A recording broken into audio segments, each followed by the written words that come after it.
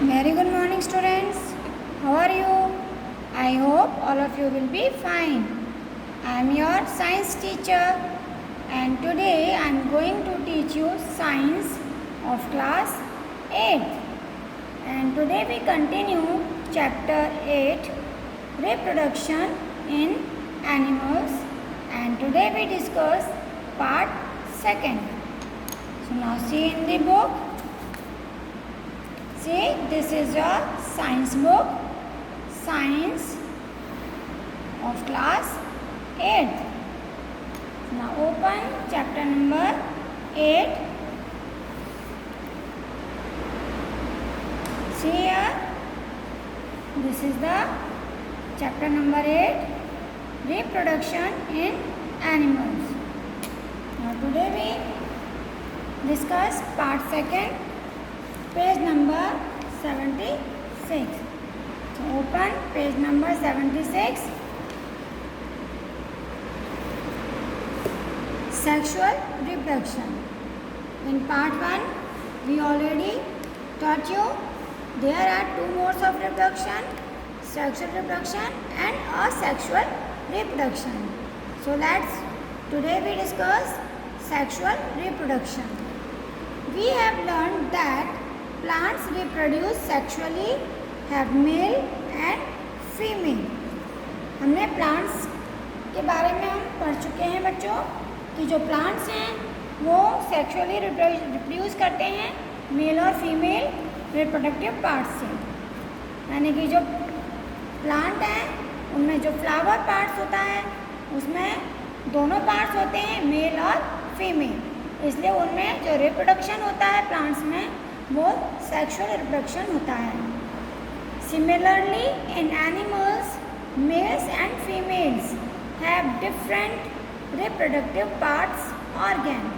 इसी तरह एनिमल्स में भी मेल और फीमेल दोनों में रिप्रोडक्शन के अलग अलग पार्ट्स होते हैं, यानी कि उनके रिप्रोडक्शन के ऑर्गन्स होते हैं, reproductive parts organ. Like plants, the reproductive parts in animal also produce gametes that fuse to form a zygote.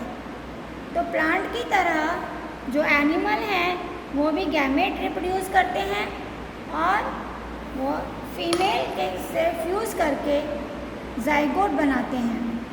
It is the zygote which develops into a new individual. और ये जो zygote है ये धीरे धीरे मतलब जो उनका बेबी है उसमें डेवलप होने लगता है. This type of reproduction beginning from the fusion of male and female gametes is called the sexual reproduction. तो इस तरह मेल और फीमेल इन दोनों के गैमेट्स जब फ्यूज़ होते हैं यानी मिलते हैं तो मिलकर ये जाइगोट बनाते हैं और फिर जाइगोट धीरे धीरे डेवलप होता है और फिर एक बेबी बनता है उसमें और फिर वो बेबी को जन्म देते हैं. तो इस प्रोसेस को हम सेक्सुअल रिप्रोडक्शन कहते हैं.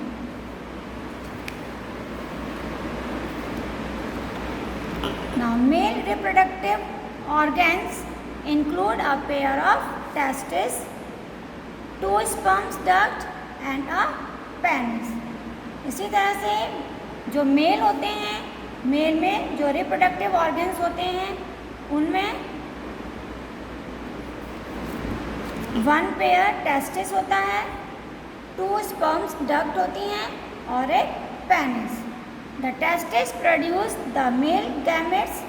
जो टेस्टिस उनका ऑर्गन्स है वो गैमेट को प्रोड्यूस करता है जिसे हम स्पर्म्स कहते हैं.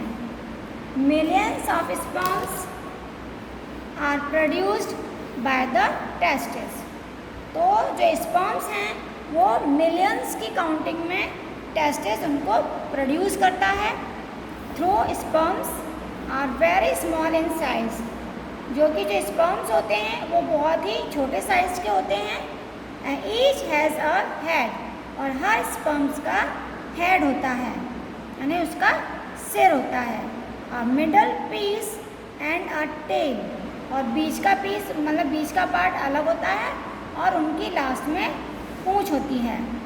तो each sperm is a single cell और एक स्पर्म एक सेल का बना हुआ होता है with all the usual cell components. An organ called urethra is present inside the penis. और पेनिस के अंदर बच्चों एक ऑर्गन होता है जिसे हम कहते हैं urethra.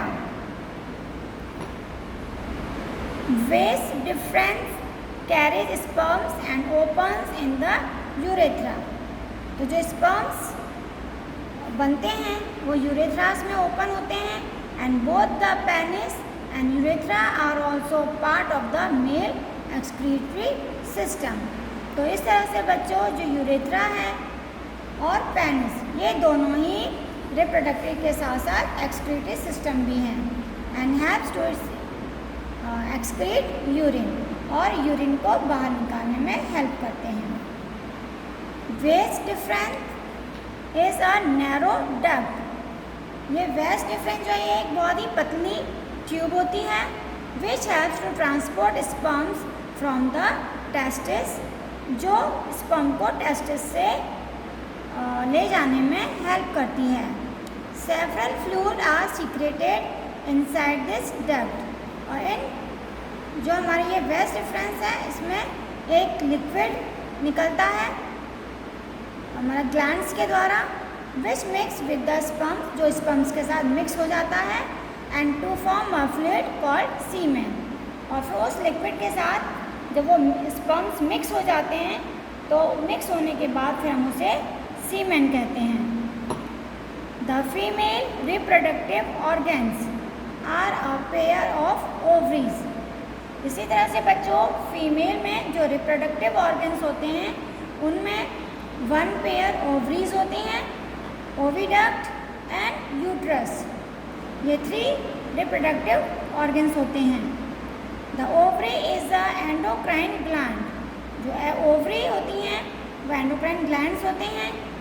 There are 2 ovaries in a female. और हर फीमेल के अंदर उनकी बॉडी के अंदर 2 ओवरीज होती हैं। Each ovary has the shape and almost the size of an almond. और इनकी एक शेप होती है और इनका जो साइज है एक बादाम की तरह होता है। When a girl reaches puberty, जब कोई एक लड़की पुबर्टी यानी कि जब वो पूरी बड़ी हो जाती है, the ovaries are stimulated by the pituitary gland to produce the female sex hormone। तो उसमें उसके जो पिट्यूटरी ग्लैंड्स होते हैं वो फीमेल सेक्स हार्मोन को प्रोड्यूस करने लगते हैं जिसे कहते हैं ऑस्ट्रोजन। Then fallopian tubes.